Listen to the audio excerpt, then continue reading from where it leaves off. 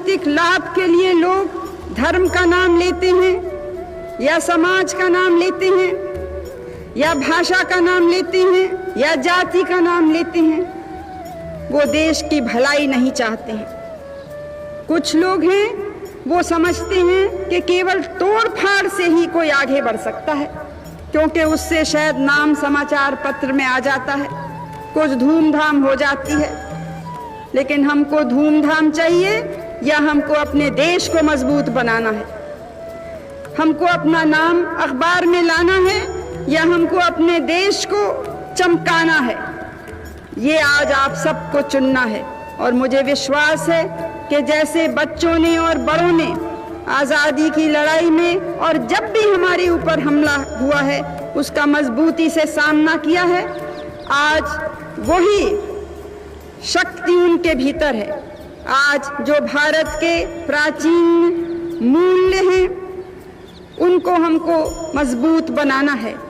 हम भारतीय नागरिक हैं और हम में से किसी को कभी न वो काम करना है, कभी न वो शब्द बोलने हैं, न कभी वो विचार भी करना नहीं है जिससे भारत माता का सिर झुक सकता है। हमारे ऊपर एक जबरदस्त जिम्मेदारी है, अपने लिए नहीं लेकिन आते हुए लोगों के लिए। भारत कोई 5 साल, 10 साल, 100 साल जीने का देश नहीं है। हजारों साल जीवित रहा है और हजारों साल और इसको जीवित रहना है। इसके लिए आज हमको अगर तत्काल में त्याग करना है, भविष्य के लिए, उस त्याग के लिए, उस सेवा के लिए मैं आपको पुकार देती हूँ। और मुझे पूरा विश्वास है कि इसमें हम और आप, कुछ भी हमारी विचारधारा हो, राजनीतिक मतभेद हो या दूसरे मतभेद हो, एक होके हम भारत के सैनिक बने। नमस्कार, मैं समरभूमि से रोहित शर्मा। अभी हम मौजूद हैं CPIM के दफ्तर में, झारखंड, रांची। हम पूरे भारत में जिस तरह से त्रासदी चल रही है, क्राइसिस चल रहा है, और भाजपा का जिस तरह से आक्रामक दुष्प्रचार धुआंधार तरीके से चलाया जा रहा है उनके अन्य माध्यमों के माध्यम से, तो ऐसी स्थिति में किसान आंदोलन भी हमारे पास रहा, एक बहुत बड़ा फैक्टर रहा है जनता के बीच काम करने का। और इन लोगों ने जो आंदोलन किया और 24 के चुनाव में जो परिणाम आने जा रहा है मामले में, और जैसा कि संयुक्त किसान मोर्चा ने आह्वान किया है कि भाजपा को सजा दें, तो हम जानना चाहेंगे इनसे कि इस सजा को ये किस तरह से इम्प्लीमेंट कर पाएंगे, और इनसे अन्य मामले पर भी बात करते हैं। आइए हम उनसे मिलते हैं और परिचय भी हम उन्हीं से जानते हैं। समीर जी, आपका समरभूमि में स्वागत है, और सब परिचय देंगे अपना। मैं समीर दास, CPIM के राज्य सचिव मंडल सदस्य हूँ। मैं समीर जी, आप मेरे साथ जुड़ जाइए, मुझको छोड़ दीजिए, अपना काम कर रहा है, बस आप आगे आ जाइए। बस इस मोड में है हम लोग, पीछे हमारा तिरंगा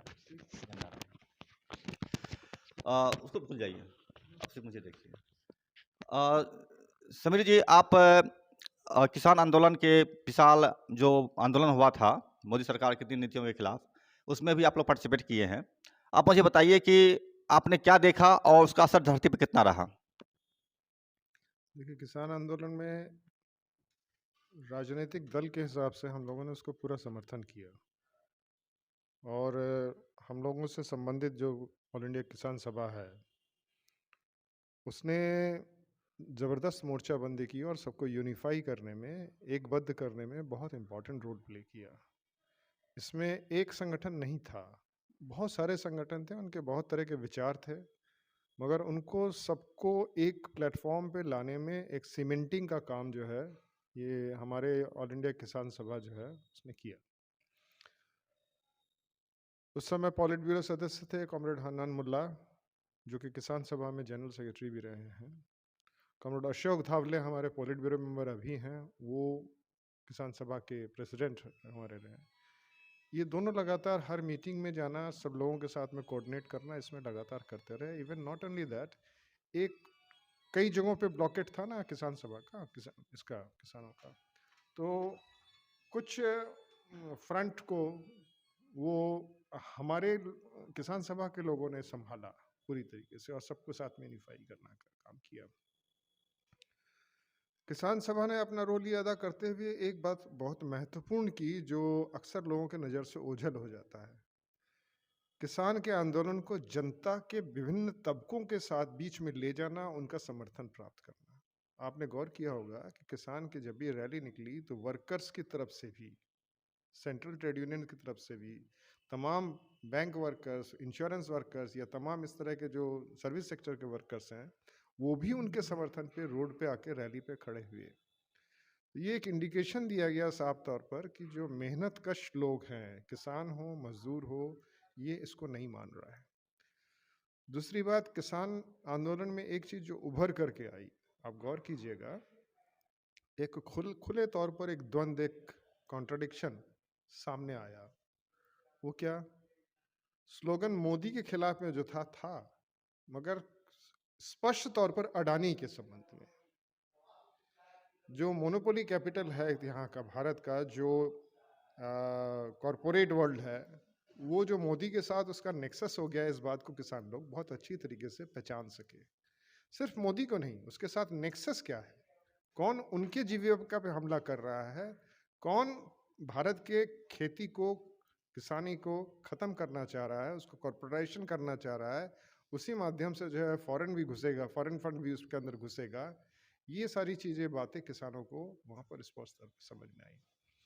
इसका एक बहुत दूरगामी राजनीतिक इसका असर है।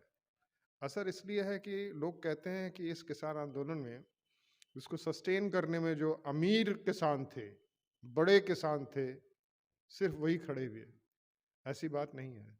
अमीर किसान, गरीब किसान, सब के सब पार्टिसिपेट किए। महिलाओं का इतना जबरदस्त भागीदारी हुआ उसके अंदर। जो एक कैरेक्टर है किसान का कि महिलाओं को किसान के तौर पर उनको रिकॉग्नाइज ही नहीं करते, सरकार भी नहीं करती थी।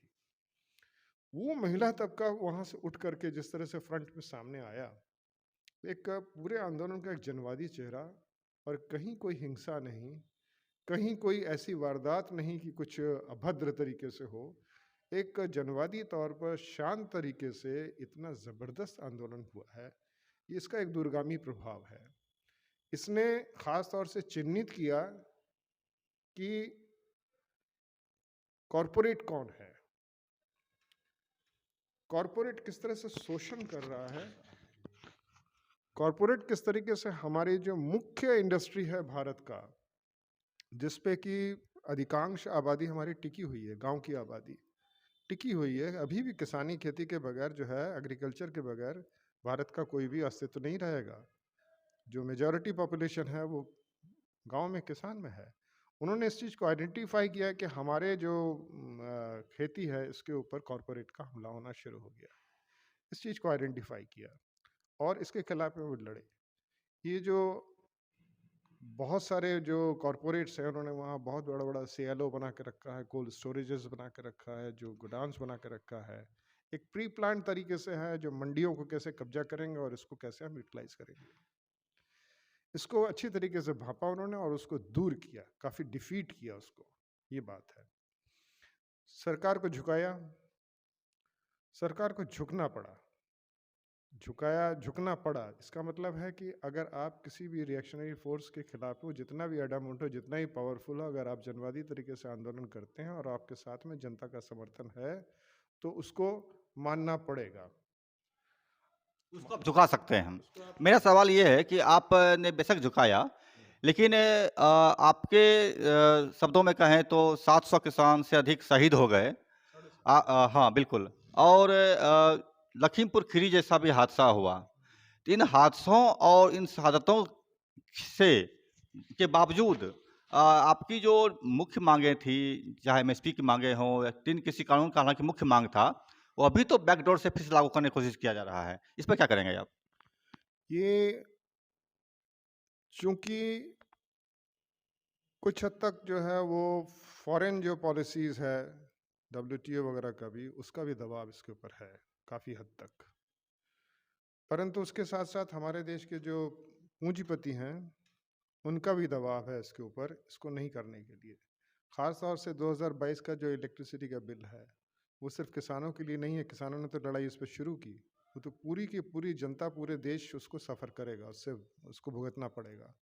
ये एक प्राइवेटाइजेशन का दौर है जिसमें पूरी तौर पर इलेक्ट्रिसिटी को प्राइवेट के हाथ में दे देना चाह रहा है, और अनलिमिटेड प्रॉफिट जनरेट करने के लिए उनके लिए एक रास्ता खोल रहा है ये। और सरकार जो है वो बिजली, पानी, स्वास्थ्य, इन सब चीज़ों से अपना हाथ हटा करके जनता की बातों को जो है वो कॉरपोरेट के हवाले कर रहा है। तो इसकी लड़ाई तो होगी। इसकी लड़ाई अभी शहरों में भी शुरू हुई है, शहरों में भी होगी। तो ये जो 2022 का बिजली का बिल है, ये इसका बहुत दूरगामी असर है, और ये गांव, शहर सब जगह लागू होगा, सिर्फ किसानों के ऊपर है ऐसा नहीं है। इसको नहीं मान रहा, इनका कंपल्शन है, क्योंकि ये जानते हैं कि अगर उसको इन्होंने हटाया तो प्राइवेटाइजेशन का रास्ता बंद होगा। ये जो स्मार्ट मीटर्स बैठ रहे हैं, ये स्मार्ट मीटर कुछ नहीं है बल्कि उस 2022 का जो बिल है, इलेक्ट्रिसिटी बिल है, उसको लागू करने का रास्ता है। उस स्मार्ट मीटर के माध्यम से आपका बिजली का पूरा शोषण का रास्ता जनता का खुल जाएगा। उसमें फिर आप कुछ कर नहीं सकते हैं, उसमें मैंडेटरी तरीके से वो सामने आ जाएगा। ये परिस्थिति है। इस कंपल्शन की वजह से वो दबाव में हैं, मगर दबाव में आकर के वो मान रहे हैं कि हाँ करेंगे, मगर इम्प्लीमेंट नहीं कर रहे हैं, क्योंकि उनकी दोस्ती, गाढ़ी दोस्ती उनकी जो है कॉरपोरेट के साथ में है। आज ये बीजेपी जो हिंदुत्व वाले लोग हैं, ये हिंदुत्व और कॉरपोरेट का ऐसा गठजोड़ बना है जो कि जनता को समझने में थोड़ा सा टाइम लग रहा है, क्योंकि उस पर एक मुलम्मा चढ़ा हुआ है, चाशनी लगा हुआ है हिंदुत्व का। हिंदुत्व का भी इसके बारे में मैं दो शब्द कहना चाहूँगा। जनता के बीच में जो परोसा जा रहा है हिंदुत्व, वो वास्तव में हिंदू धर्म तो नहीं है। इनका टारगेट कुछ और है। इनका टारगेट है हिंदुत्व के जो फिलॉसफी है, उसके अंदर इनका जो स्कीम है, वो है कि क्रिश्चियंस और मुस्लिम माइनॉरिटीज़, जिनका कि यहाँ पर जन्मभूमि, कर्मभूमि या धर्मभूमि नहीं है, कहीं बाहर है, उसको ये विदेशी या द्वितीय दर्जा का नागरिक में कन्वर्ट करके एक समाज के अंदर एक विभेद पैदा करना चाहते हैं। लेकिन अभी अभी तो इन्होंने एक किसी जगह पर 25 दिसंबर को बड़े दिन पर संबोधित किया था, और बड़ी प्रशंसा उन्होंने किया था जेसस का और इन लोगों का। वो इनका डबल फेस हमेशा रहा है। मुंह में बोलेंगे एक, जस्ट उसका अपोजिट करेंगे, ऐसा कई बार देखा गया है। और थोड़ा सा और आगे ऐसे ऐसे आ जाइए, ऐसे ऐसे बैठे ना, हाँ ऐसे बैठे। हाँ, ये अक्सर देखा गया है कि ये एक ही मुंह से दो तरह की बात बोलते हैं, और जैसा जब सुविधा आएगी, अगर ज़्यादा हमला आक्रामक हो गए तो आप दूसरे तरह की बात करेंगे, ये बात है। मगर कितने लोगों को ये मालूम है कि बीजेपी का अपने पालमपुर कन्वेंशन में ये रिजोल्यूशन लिया है उन्होंने कि हिंदुत्व के एजेंडे को लागू करेंगे, और ये हिंदुत्व के एजेंडा में साफ लिखा हुआ है कि जिनका यहाँ पर मातृभूमि, पितृभूमि या धर्मभूमि में से तीनों में से एक नहीं है, तो वो यहाँ के नागरिक नहीं है। और वो जो अखंड भारत का पैमाना है, नक्शा है, उसके ऊपर उन्होंने रेजोल्यूशन लिया हुआ है, उसको वो लागू करना चाहते हैं। मगर इतने बड़े कॉन्स्पिरेसी की इन्होंने थीसिस जो अडॉप्ट किया, आप उनके वेबसाइट भी जाके खोल के देखिए, नहीं मिलेगा, हटा दिया गया है, नहीं मिलेगा, आप खंगाल लीजिए। मेरा सवाल दूसरा है इसमें कि आपने कहा कि द्वयम का मामला है, तो मैं थोड़ा सा क्लियरिफाई कर लूँ आपको। इन्होंने गाय की पूजा की, गौ माता करके, तो गौ हत्या किया इन्होंने, और लोगों की हत्या किया गाय तस्करी के नाम पर या गोरक्षा के नाम पर, और आज भारत 1 नंबर पर है गौ मांस के निर्यात में। इन्होंने स्त्री का पूजा किया, स्त्री पूजनीय है, मणिपुर का कांड उन्होंने किया, आपने देखा। इन्होंने जिस चीज़ के बारे में इन्होंने पूजा किया, जैसे पार्लियामेंट का इन्होंने पूजा किया, उसको अपहरित करके छोड़ दिया, उसको मतलब क्या बोलते हैं उसको, मतलब छोड़ दिया, तलाक दे दिया, उसको नया बनाया इन्होंने। तो क्या आपको लगता है कि जिस तरह से ये हिंदुत्व की बात कर रहा है, ये हिंदू धर्म को भी उसी तरह से काल कोठरी में डाल देगा, मौत के मुँह में डाल देगा या फिर विस्मृत में डाल देगा? हिंदुओं की बात। ऐसा है कि मैंने पहले ही कहा कि इसको हिंदू धर्म से इसका कोई सरोकार नहीं है। इनको राजनीतिक एजेंडा है ये, कि ये धार्मिक एजेंडा नहीं है। ये दिखावा हिंदू का है, परंतु एजेंडा हिंदुत्व का है। बात को समझने की जरूरत है। और हिंदुत्व एजेंडा जो है वो एक फांसीवादी एजेंडा है, जो कि एक दुश्मन को यहाँ क्रिएट करके उसको विभेद लाने के लिए बनाया गया है। और जैसे कि हिटलर ने एक विशेष जाति के ऊपर हमला किया, इसी तरीके से यहाँ पर भी एक विभेद ला करके एक शोविनिज्म को उभारा जा रहा है, जबरदस्त तरीके से हिंदू शोविनिज्म को उभारा जा रहा है। तुम्हारा दमन हो रहा है, तुमको इनके ऊपर दमन करना है, तुम इतने दिन तक सताए हुए हो, तुम उभर करके इनके ऊपर आक्रमण करो, इनको दोयम दर्जे का बनाओ, इनको शिक्षा मत दो, इनको नौकरी से वंचित करो, इनका इकोनॉमिकल स्टेटस खराब करो, इनका सारी बातों पे हमला करके उनको दोयम दर्जा करो। इस क्रिया में जो है वो बहुत ज़्यादा हिंसक भी है। आपने गौर किया होगा, कोई भी सवाल उठा लेंगे, कभी ये दुपट्टा का सवाल उठा लेंगे, वस्त्र का सवाल उठा लेंगे, कभी ये गौ हत्या का करेंगे, मगर सबसे ज़्यादा जो आपने कहा कि यहाँ पर मीट का जो बिजनेस होता है यूपी में है, बड़े बड़े प्लांट्स लगे हुए हैं, और गुजरात के और बहुत बड़े बड़े इन्वेस्टर्स इसके अंदर सारे हिंदू हैं, वो जो एक्सपोर्ट करते हैं यहाँ पर। तो इंडिया तो नंबर 1 है, शिप्स आफ्टर शिप्स भर भर के जाता है माल यहाँ से, इसमें तो कोई डाउट नहीं। तो मशीन में कट रहा है, हत्या हो रहा है, सब हो रहा है, उसके ऊपर रोक नहीं है। परंतु ये गरीब किसान कहीं से कुछ लेके जानवर खरीद के जा रहा है, तो उसको शक में कि ये गोकशी करेगा, उसको मार डालने में भी इनको फक्र नहीं पड़ता है, क्योंकि ये एक विभेद, एक जिसको कहा जाए कि घृणा फैलाया जा रहा है जबरदस्ती एक तरीके से। आप जो किसान संगठनों का जो मूवमेंट हुआ था दिल्ली में 13 महीने तक रहा, इससे सबक लेते हुए इन्होंने आगे बढ़ करके फिर तालकटोरा स्टेडियम में इन्होंने एक रेजोल्यूशन लिया और उन्होंने कहा कि भाजपा को सजा देंगे हम। सवाल मेरा यहाँ पर है, भाजपा को सजा देंगे आप, लेकिन जिस तरह से 19 में इन्होंने पुलवामा कांड करा करके चीज़ों को डाइवर्ट किया और युवाओं का वोट मांगा, अभी ये राम मंदिर का सवाल उठा करके जो है चीज़ें कर रहा है, करने जा रही है गवर्नमेंट, मतलब मोदी सरकार या भाजपा। तो इन चीज़ों से सब कैसे निपटेंगे?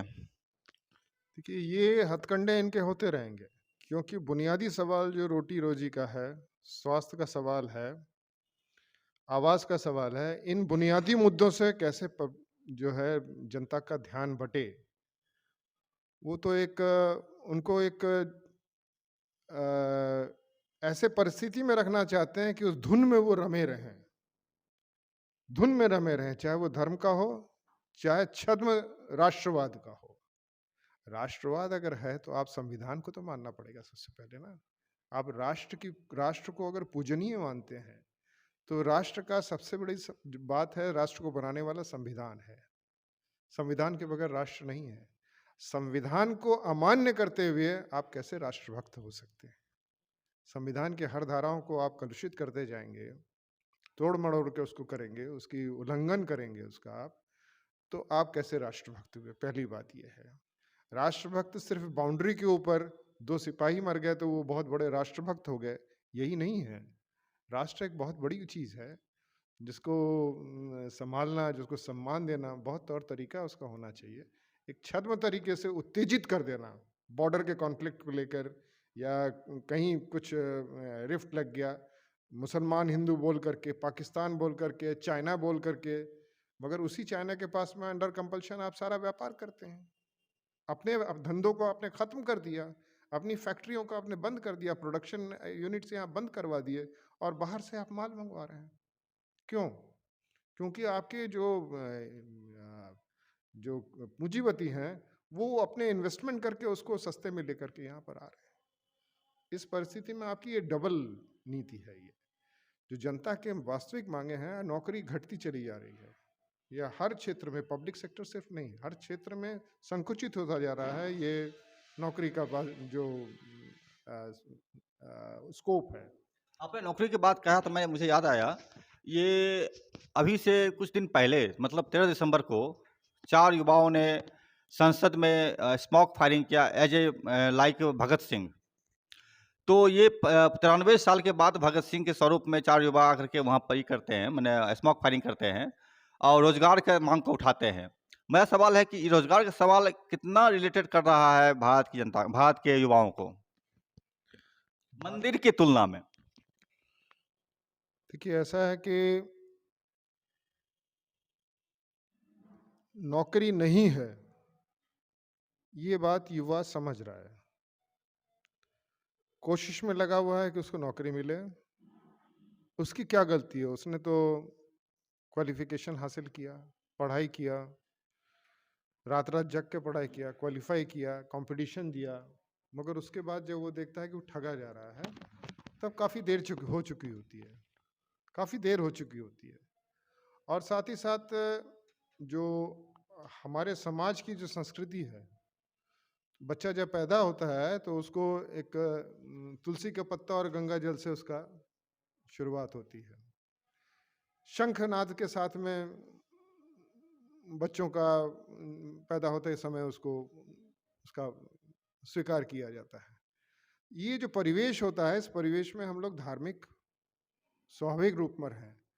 इस धर्म का सेंटीमेंट को यूज करके लगातार जो है हमको एक भुलावा छलावा के अंदर रखा जा रहा है, जिसकी वजह से कभी कभी ऐसा भी होता है कि जो वास्तविक बातें हैं उससे हम थोड़ा सा हट जाते हैं। तो वही बात है, युवा के साथ में भी भ्रमित किया जा रहा है उनको लगातार, मगर युवा समझ रहा है इस बात को। युवा की आप देखिएगा, पश्चिम बंगाल में एक ज़बरदस्त रैली निकली है अभी, आपने गौर किया होगा युवाओं का। क्या नाम है उसका रैली जो निकाला था? यूथ का रैली, वेस्ट बंगाल में यूथ का रैली, उसका क्या नाम दिया है? नाम इंसाफ रैली। इंसाफ रैली निकाला उन्होंने। वो जो डायरेक्ट जनता के पास में जा रहा है, मांग ये करते हुए कि सरकार से हमारे पास में हमको रोजगार देना होगा, तुम्हें शिक्षा देना होगा, रोजगार देना होगा। डायरेक्ट जा रहा है और जितना रिसेप्शन उसको मिल रहा है, हर गांव में, हर कस्बे में, हर जगह पर युवा उसके साथ में उमड़ रही है एकदम से। तो ये दिखा रहा है कि युवाओं के अंदर रोष है, मगर ये रोष जो है ये चैनलाइज होकर के, संघबद्ध होकर के रिफ्लेक्ट नहीं हो पा रहा है। ये होगा अभी, ये होगा अभी, लेकिन मेरा कहना दूसरा है। मेरा कहना ये है कि आप जिस तरह से बीजेपी का आक्रमण जिस तरह से हो रहा है, उनके टीवी चैनलों के माध्यम से या सोशल मीडिया पर लगातार डाले जा रहे कंटेंट के माध्यम से, और तो इन चीज़ों के खिलाफ आप क्या आगे का कदम उठा रहे हैं ताकि इसको आप कंटेंट कर सकें? सबसे पहली बात है कि मीडिया, ये जो राज्य सत्ता है, सत्ता के हाथ में तो मीडिया, जुडिशरी, कानून, सारी चीज़ रहती हैं। इसमें कोई हम लोगों को इल्यूशन नहीं है। सत्ता उसको कंट्रोल करने की कोशिश करता है हमेशा। यहाँ पर कुछ ज़्यादा ही कॉरपोरेट का एंट्री करवा दिया है मीडिया के अंदर। ये सिर्फ पॉलिटिकल इन्फ्लुएंस नहीं है, इसको पूरे पूरे इंडस्ट्री को कॉर्पोरेशन किया है, जो कि एक फ्री मीडिया का एक जो अपने संस्कार थे उससे अलग निकल करके चला गया है। ये एक प्रचार तंत्र के रूप में डाल दिया है इसको। ये जो झूठी फांसीवादी प्रचार करने के लिए कॉरपोरेट का इस्तेमाल करके जो हिंदुत्व फोर्सेस है वो कर रहा है। इसमें दिन रात आपके सामने में परोसा जा रहा है झूठी बातों को या सच्चाइयों को दबा करके, सच्चाइयों को दबा करके। क्योंकि हम लोग देखते हैं कि कभी कभी ऐसे आंदोलन होते हैं, अभी जैसे मैंने कहा इंसाफ यात्रा हो रही है, किस मीडिया ने कवर किया? कोई मीडिया कवर नहीं करना चाह रहा है इसको, जबकि वो इतना सुंदर प्रोग्राम हो रहा है, हजारों युवा निकल रहे हैं रैली में, गांव शहर सब जगह संपर्क कर रहे हैं, उनको कैसे लोग रिसीव कर रहा है, कैसे उनका स्वागत कर रहा है, कैसे उनको सम्मान दे रहा है, उनकी बातों को मान रहा है, हस्ताक्षर अभियान चल रहा है उसके साथ में। कहीं कोई प्रोजेक्शन नहीं है। किसानों के आंदोलन को भी मीडिया ने पहले दबाया। जो कॉरपोरेट का मीडिया है, मीडिया दो तरह का है अभी साफ साफ।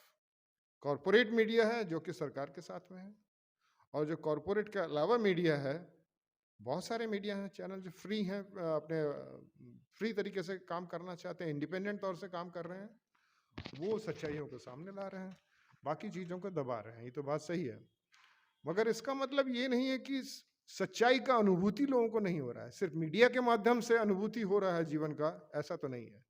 नौकरी नहीं है, इस बात को एस्टैब्लिश करने के लिए किसी मीडिया की से परखने की जरूरत नहीं है। वो अपने जीवन से परख रहा है कि मेरी एज आज इतनी थी, इतनी हो गई, मगर अभी तक हमको एम्प्लॉयमेंट नहीं मिला, या एम्प्लॉयमेंट मिला तो कहीं पर कॉन्ट्रैक्चुअल बेसिस से मिला, मेरा फ्यूचर क्या होगा हमको नहीं पता है। हमने स्पेशलाइजेशन करके ये कोर्स किया, इसकी कहीं कोई योग्यता के अनुसार हमको कहीं कुछ नहीं मिल रहा है। ये युवा के अंदर जा रहा है लगातार। मेरा मेरा नेक्स्ट क्वेश्चन आपसे है कि आप पार्लियामेंट की बात करते हैं। इन्होंने अभी 140 सांसदों को निकाल के भगा दिया बाहर। ना इनके लॉबी में जा सकते हैं, ना अपने दफ्तर जा सकते हैं, और नो एंट्री।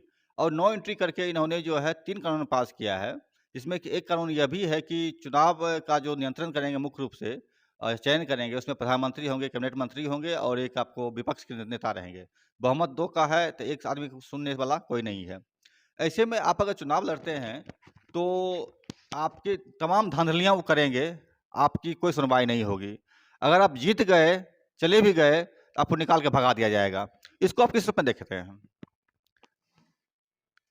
ये एक तानाशाही सरकार है, जो कि फांसीवादी के रास्ते पे टहल रहा है। अभी दौड़ नहीं रहा है, टहलना शुरू किया है, उस तरफ जा रहा है आगे। और 24 के चुनाव के बाद ये एकदम पूरी रफ्तार से दौड़ेगा फांसीवाद की तरफ।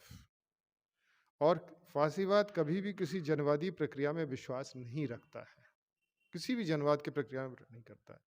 उसके लिए जुडिशरी हो, उसके लिए कानून हो, उसके लिए इलेक्शन का कमीशन का कुछ न्यूट्रल पोजीशन हो, पार्लियामेंट हो, कुछ भी उसके लिए माने नहीं रखता है। वो सिर्फ अपने अंधा कानून को चलाने के लिए लगातार आगे बढ़ेगा। ये प्रमाणित है, इतिहास में भी ऐसा देखा जाता है। ये किसी जनवादी प्रक्रिया में विश्वास नहीं करता है। इस रास्ते में ये चल रहा है। 24 के बाद अगर इसको ताकत और मिल गई तो ये पक्का है कि अभी और चलेगा। ये और चलेगा। लेकिन सवाल यहाँ दूसरा एक और आता है यहाँ पर कि जब हिटलर सत्ता में आया था, संसद के माध्यम से ही आया था। संसद में आने के पहले एक ऐसा मौका आया था, अगर तमाम जनवादी ताकतें, तमाम लेफ्ट पार्टियां या जितनी भी प्रोग्रेसिव संगठन था, यदि एकजुट होकर के हिटलर के खिलाफ लड़ते अगर वो, हिटलर सत्ता में नहीं आता। तो इस चीज को से कितना सबक लिए हैं आप भारत में? भारत में अभी तक जो जितनी भी सरकारें बनी हैं, वो पूंजीपति परस्त सरकारें बनी हैं, इसमें कोई संदेह नहीं है। वो कांग्रेस की सरकार हो या जो भी हो, वामपंथियों की सरकार नहीं है, या बहुत ज़्यादा जनवादी जो शक्तियां हैं उनकी भी सरकार नहीं बनी है। ये तो बात सही है, इसमें कोई दो राय नहीं है इसमें। अभी पूंजीवाद संकट में फंसा हुआ है, बुरी तरीके से अपने संकट से उभर नहीं पा रहा है। चूंकि ये उभर नहीं पा रहा है, तो ये दमन का रास्ता लेने के लिए उसके पास फांसीवाद के अलावा रास्ता नहीं है, इसीलिए उस तरफ वो टहल रहा है। हमको दिक्कत धर्म से नहीं है।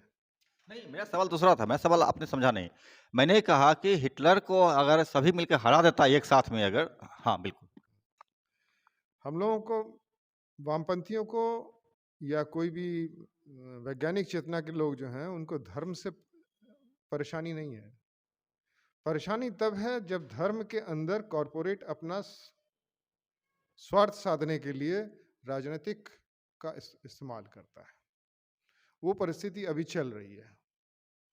इसके वजह से जो है ये परिस्थिति पैदा हो रही है। सवाल यह है कि ये परिस्थिति आई क्यों? अगर सब लोग यूनाइटेड हो जाते तो ये बात नहीं होती। आपका ये कहना है, या आज की परिस्थिति में यूनाइटेड होते? बात सही है। अगर कांग्रेस के समय में कॉरपोरेट के लिए जो उन्होंने जो काम किया, उससे हमारे यहाँ के कॉरपोरेट जो है वो खुश नहीं हुआ,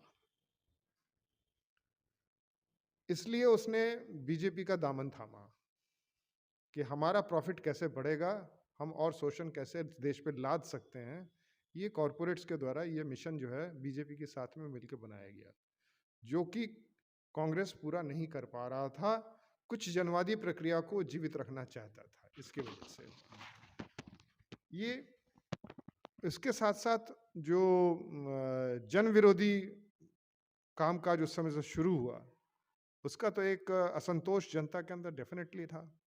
उसका फायदा लेकर के कॉरपोरेट्स लोगों ने इसको सिलेक्ट करके सामने बढ़ा करके लेकर के आए। आपको मालूम होगा गुजरात मॉडल और वहाँ का कॉन्क्लेव जो है, वो सारी बातें जो हैं वो प्रचार हुआ उसका, तो उसी का असर है, उसकी वजह से हुआ। परंतु इसका मतलब ये नहीं है कि पूरा का पूरा अभी बीजेपी का तरफ पूरा टिल्ट कर गया है, ये कहना अभी भी गलत होगा। आप वोटिंग पैटर्न्स देख लीजिए, अभी भी मेजॉरिटी वोट्स उनके पास में नहीं है। बहुत सी जगहों पे अभी भी जो चुनाव है 3 राज्यों का, आप उसमें गौर करके देखिएगा, कांग्रेस के वोट घटा नहीं है, या विरोधी पार्टियों का सब मिलाकर के वोट घटा नहीं है, वोट बढ़ा है, आप गौर कीजिएगा। मगर ये जो चुनावी प्रक्रिया है, इसके अंदर जो है हारे हैं लोग, है ना, वो हारे हैं। तो ये तो इसलिए ये कंक्लूड कर लेना कि मेजॉरिटी पॉपुलेशन उधर चला गया है, ये इंडिया के लिए अभी भी सही नहीं है। ये हमारे जो प्रणाली है, इसके माध्यम से वो जीत रहे हैं, सीट उनको मिल रहा है, संख्या ज़्यादा मिल रहा है, मैनिपुलेशंस हो रहा है उसका, वो अलग बात है। मगर आज के समय में भी अगर जो बीजेपी विरोधी वोट हैं, अगर वोट की राजनीति के हिसाब से आप कहिए, तो बीजेपी विरोधी वोट है वो अधिक हैं, उनका कंसोलिडेशन जरूरी है। इसलिए एक अगर कहा जाए कि चुनावी तकनीकी तौर, चुनावी रणनीति के तौर पर बीजेपी वोट का, एंटी बीजेपी वोट का मैक्सिमाइजेशन करके पूल करना चाहिए। इस पूलिंग के क्रम में यदि हमको जो रीजनल पूंजीपति पार्टियां भी हैं, पूंजीवादी पार्टियां भी हैं,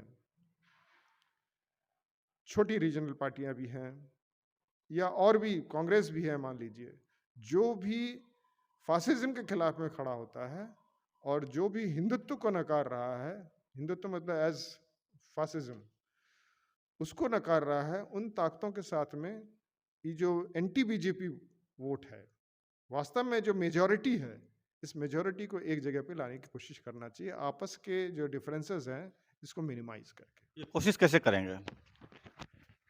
ये कोशिश सिर्फ स्लोगन देने से तो नहीं हो सकता है कि सारी पार्टियां एक प्लेटफॉर्म में आ गई और मीटिंग कर लिया नेताओं ने कि हम सीट बांट लेंगे, ये कर लेंगे। सीट बांटने से नहीं होगा। ये मिल करके अगर आंदोलन करते हैं, अगर ये मिल करके जनता के इश्यूज के ऊपर आंदोलन में खड़े होते हैं, सड़क पे उतरते हैं, तब लोगों के सामने में विश्वास हासिल होगा कि हाँ, ये हमारे रक्षक हैं, ये हमारे अधिकार को हासिल कर सकते हैं। मैं आपको नमूना देता हूं। एक रांची में, या क्या इंडिया में कह लीजिए आप, हेवी इंजीनियरिंग कॉरपोरेशन जो है, HEC, एक मदर इंडस्ट्री है। इस मदर इंडस्ट्री को क्लोजर की तरफ ढकेल दिया लोगों ने। 20-20 महीना से मजदूरों को वेतन नहीं मिला। ये सारे के सारे मजदूर और वहां के HEC के जो वर्कर्स रहे हैं, हजारों वर्कर्स, इन्होंने बीजेपी को वोट दिया है, वो स्वीकारते हैं इस बात को। उन्होंने इनके धार्मिक स्लोगन्स के साथ में स्लोगन दिया। आज के समय में क्या है परिस्थिति? वो जो ट्रेड यूनियन के लोग हैं, वो वामपंथी पार्टियों के संपर्क में आए और वामपंथी पार्टियों ने कहा कि ये सिर्फ तुम्हारा मामला नहीं है, ये पब्लिक सेक्टर को बंद करने का इश्यू जो है, ये पूरे पब्लिक का मामला है। ये वर्कर्स का सिर्फ 20 महीने का सैलरी का सवाल नहीं है, एक मदर इंडस्ट्री को बचाने का है। वो बचेगा तो तुम्हारी भी सैलरी मिलेगी। इस सवाल पर जब मजदूर निकल करके आए और दिल्ली के अंदर प्रदर्शन किया उन्होंने, इंडिया के बैनर में, CPIM के बैनर में, CPI के बैनर में नहीं, बल्कि इंडिया के बैनर में, जो अभी अलायंस बना है। ये अलायंस जब बना तो उन मजदूर लोग जब सामने गए तो उनका स्लोगन क्या था? HEC बचाओ, मोदी हटाओ। जो लोग मोदी को पूजा करते थे, वो सारे के सारे मजदूर और HEC की यहाँ की जो लाख की पॉपुलेशन है, लाखों की पॉपुलेशन है उस एरिया का, वो आज वहां पर कोई भी बीजेपी का नेता घुस नहीं सकता है। तो आपने क्या किया? आपने पूरे के पूरे उस जनता को आपने एजुकेट किया कि बीजेपी की पॉलिसी की वजह से तुम्हारी सैलरी नहीं आ रही है, बीजेपी की पॉलिसी की वजह से तुम्हारा मदर इंडस्ट्री बंद हो जा रहा है। वो मदर इंडस्ट्री जिसने चंद्रयान में के जो प्लेटफॉर्म से उसको बनाया। तो ये लड़ाई के माध्यम से इश्यू सामने आया। इंडिया का अगर अलायंस बनता है तो लड़ाई के माध्यम से बने।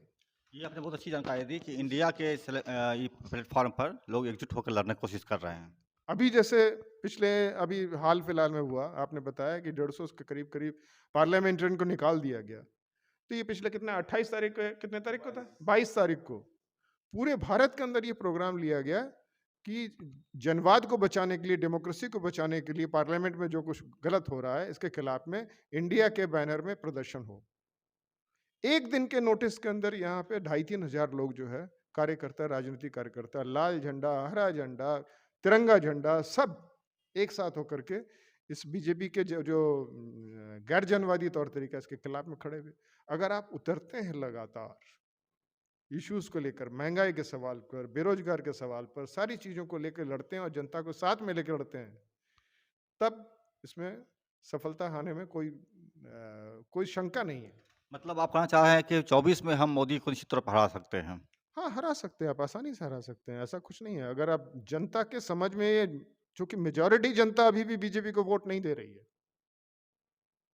एंटी बीजेपी वोट है मेजॉरिटी, यानी देश के मेजॉरिटी के खिलाफ में माइनॉरिटी का किसी तरीके से एक मैन्यूवरिंग करके यहाँ पर शासन चल रहा है। जनता इस बात को समझे और समझ करके उससे निकलना चाहे कि हमारा शोषण इस वजह से हो रहा है, तो आसानी से हो सकता है। मगर इसमें सारे राजनीतिक पार्टियों को एक प्लेटफॉर्म पे आकर के लड़ाई संघर्ष में जाना पड़ेगा। जनता लड़ाई और संघर्ष में जाना पड़ेगा, ये सबसे बड़ी महत्वपूर्ण बात है। साथ में लेकर के, जनता को साथ में लेकर के, उनके सवालों को लेकर के संघर्ष में जाना होगा, सिर्फ कन्वेंशन से नहीं होगा। कन्वेंशन से नहीं होगा, बिल्कुल। बहुत अच्छा आपने उदाहरण दिया कि इंडिया गठबंधन, इंडिया के नाम से लोग पीपुल्स जो है ऑर्गेनाइज हो रहे हैं और अपनी मांगों को उठा रहे हैं और संघर्ष कर रहे हैं। ये बहुत ही अच्छी आप बात बताया आपने।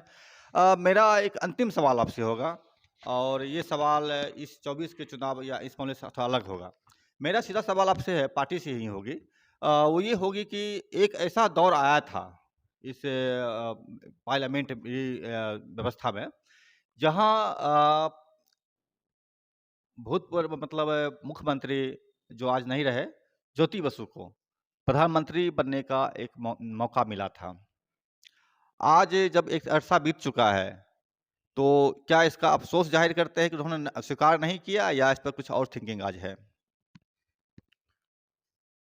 आपने सही कहा कि कॉमरेड ज्योति बसु के पास ये ऑफर आया था और पार्टी ने इसके ऊपर बहुत बहस किया। बहस करके पार्टी ये कंक्लूड किया कि ज्योति बसु इसको एक्सेप्ट नहीं करें। ये ज्योति बसु का इंडिविजुअल डिसीजन नहीं था, ये पार्टी का डिसीजन था। ज्योति बसु का इंडिविजुअल डिसीजन हो सकता है कि इससे डिफरेंट रहा हो या कुछ और लीडरशिप का भी डिफरेंट रहा हो, मतभेद था अंदर, परंतु मतभेद के बाद जो हम लोगों की जनवादी प्रक्रिया लागू करते हैं, जो मेजॉरिटी का होता है, उसको हम लोग एक्सेप्ट करते हैं। अब ये तो ऐतिहासिक मामला है कि उस समय में करने से होता कि नहीं होता। अगर मान लीजिए वो प्रधानमंत्री, आज क्या सोचते हैं इस मामले में? हम लोग ये सोचते हैं कि दोनों तरह की बातें हो सकती थी इसमें, दोनों तरह की बातें हो सकती थी। अगर वो प्रधानमंत्री बनते, अगर कुछ ऑल्टरनेटिव पॉलिसीज रख पाते सामने देश का और उसको जनता स्वीकार करती, तो हो सकता है कुछ वामपंथियों की जो सम्मान है वो और बढ़ता, ये संभावना थी ज़रूर। मगर दूसरी तरफ एक ही बात है कि वामपंथी पार्टियां सिर्फ चुनाव जीतने के लिए और प्रधानमंत्री बनने के लिए नहीं काम करती हैं। वामपंथी पार्टियां यहाँ पर समाज के अंदर एक आमूलचूल परिवर्तन के लिए, व्यवस्था परिवर्तन के लिए काम करती हैं। सिर्फ प्रधानमंत्री बढ़ जाने से या किसी एक राज्य में, कुछ राज्यों में क्षमता में आ जाने से हम वो काम पूरा नहीं होता है। वो काम पूरा तभी होगा जब यहाँ पर के जो प्रणाली है, जो व्यवस्था है, इसके ऊपर चोट पहुँचा करके जनता के जो मांग है, जनता की जो प्राप्य है, उसको दिलाना।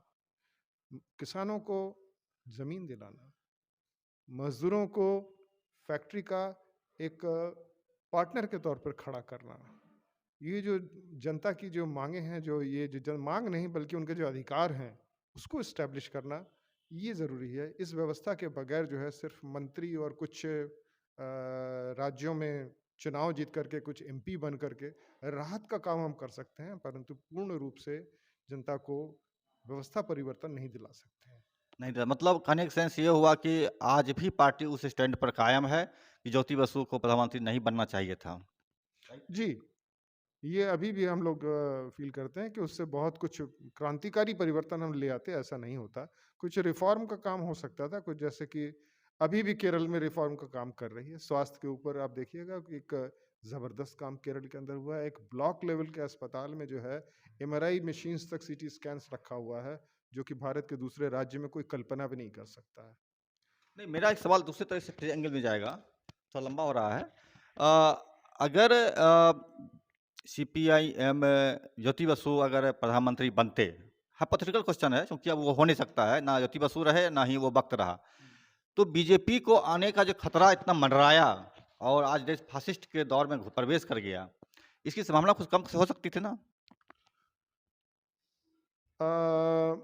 अगर आप जनवादी प्रक्रिया को तेज रख पाते हैं तो फांसीवाद के आने खतरा कम होता है, इसमें कोई संदेह नहीं है। हो सकता है कि ज्योति बसु अगर प्रधानमंत्री बनते तो ये जनवादी प्रक्रिया शायद तेज हो जाती और फांसीवाद नहीं भी आ सकता था, ऐसी भी एक बात है। परंतु एक उदाहरण मैं आपको और देना चाहूँगा। जब यूपीए 1 की सरकार बनी, जिसके अंदर हम लोगों ने मनरेगा को हासिल किया, जिसके अंदर आपके आरटीआई के सवाल को हासिल किया हमने, उस यूपीए सरकार को हमने बाहर से मदद दिया और दबाव में भी रखा और ये सब हासिल किया जनता के लिए। परंतु उसी यूपीए सरकार से हमको हाथ खींचना पड़ा। क्यों खींचना पड़ा? इसलिए क्योंकि वो अमेरिकी परस्त नीतियों को लेकर के जबरदस्त तरीके से लादना चाह रहा था देश के ऊपर, जो कि देश के स्वाधीनता के लिए सही नहीं है। हम कॉम्प्रोमाइज नहीं कर सकते इस सवाल के ऊपर। जनता इस बात को हो सकता है पूरी तरह से समझ नहीं पाई हो, परंतु स्वाधीनता के सवाल पे हम कॉम्प्रोमाइज नहीं कर सकते हैं। तो इसके लिए बहुत लोगों ने दोषी ठहरा दिया कि आपने यूपीए की सरकार गिरा दी, जिसके वजह से जो है कुछ हद तक ये रिएक्शनरी फोर्सेस को मौका मिल गया। ऐसा नहीं है। हम स्वाधीनता के लिए अगर लड़ाई लड़ेंगे, रिएक्शनरी फोर्सेस के खिलाफ भी लड़ेंगे और जनता के लिए भी लड़ेंगे लगातार। किसी मांग को छोटा करके नहीं दे सकते हम इस बात को। किसी मांग स्ट्रक्चर नहीं दे सकते हैं। मेरा फिर एक पर्टिकुलर क्वेश्चन होगा, जिस तरह ज्योति बसु ने उस पद को ठुकराया था, उन्होंने पार्टी के स्टैंड थी, क्या अगर 24 के चुनाव में यही सवाल फिर से उठ खड़ा हो तो क्या सीपीएम पुनः इस सवाल को दरकिनार करेगी, प्रधानमंत्री पद मुझे नहीं चाहिए? देखिए, इस सवाल को हम लोगों ने रिव्यू भी किया है बाद में और अभी ये तय किया है जो पार्टी का स्टैंड है, कौन सा पद लेना है या नहीं लेना है, या किस सरकार में भाग लेना है, किस सरकार को बनाना है, किस सरकार में नहीं रहना है, ये सारे हमारे टैक्टिकल क्वेश्चंस हैं, चुनावी सवाल हैं। इसलिए उस समय की परिस्थिति के हिसाब से देश की जनता के लिए जो भी हितकर होगा उसको हम स्वीकार करेंगे, चाहे हमारे लिए वो बर्डनसम हो। बर्डनसम हो, ये बहुत ही आपने बहुत अच्छी बातें कही है। तो इसमें हम ये उम्मीद कर सकते हैं कि 24 के लोकसभा चुनाव में आप जो जनता की एकता बनाने की कोशिश कर रहे हैं और इसमें कितनी कामयाबी अब तक हासिल हुई है अपना? देखिए, शुरुआती दौर है, मगर हम लोग लगातार करते रहे हैं। सीपीआईएम ने हमेशा कोशिश की और वामपंथी एकता को जोड़ने में, मजबूत करने में बहुत प्रयास किया और करते भी रहे हैं, लगातार इनिशिएटिव लिया है। और ये वामपंथी एकता जो है, ये भी एक कारण है कि इस एकता को देख करके चारों तरफ जो जनवादी एकता बनती है, जुड़ती है इससे, वो प्रक्रिया चालू है, मगर अभी सुस्त है, इसको और तेज होने की ज़रूरत है। अभी सुस्त है और इसे तेज होने की ज़रूरत है। बहुत बहुत धन्यवाद आपका समीर दास जी, आपने बहुत ही अच्छी जानकारी दी हमारे दर्शकों को। ये थे हमारे आज के गेस्ट समीर दास जी, और इन्होंने जितनी बारीकी से और जितनी दृढ़ता से चीज़ों को रखा कि 24 के चुनाव में इंडिया गठबंधन मजबूती से लड़ेगा, मजबूती से खड़ा होगा और जनता इनके बैनर तले एकजुट होकर जिस तरह से लड़ रही है, वो इस बात को साफ साफ दर्शाता है कि मोदी की धुआंधार झूठ और उसके दुष्प्रचार के खिलाफ जनता खड़ी है, खड़ी रहेगी। और 24 के चुनाव में किसानों ने जो आह्वान दिया है कि भाजपा को सत्ता से हटाकर उसे सजा दी जाएगी, यह कामयाब होगी। ये थे हमारे समीर दास जी का कुल निचोड़। नमस्कार, मैं समर भूमि से रोहित शर्मा। आप हमारे चैनल को लाइक करें, सब्सक्राइब करें, शेयर करें और हमारे द्वारा प्रस्तुत इन विचारों को का अवश्य मंथन करें और आगे इसे बढ़ाएं।